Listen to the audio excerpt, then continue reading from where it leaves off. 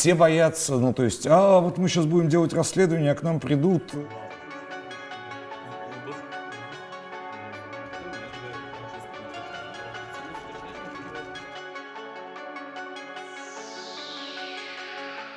Министром внутренних дел Владимир Колокольцев мог стать по протекции человека, оказавшегося преступником, и его друзей, также тесно связанных с криминальным миром. И как только Владимир Колокольцев возглавил министерство, его родственники тут же стали обладателями роскошной недвижимости на Рублевке.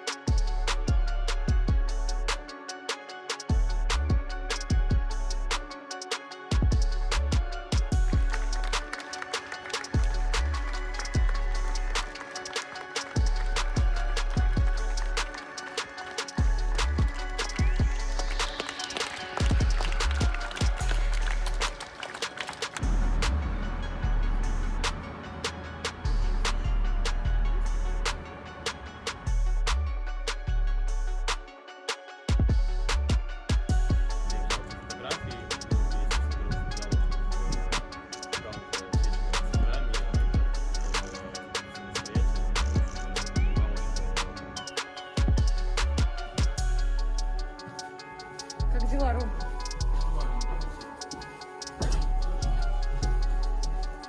Всем, конечно, не нравится, когда они становятся объектом расследований, но при этом это нужно и для самих героев, потому что они как-то держатся в тонусе и понимают, что вот их контролируют, и не совсем как бы это все позволено.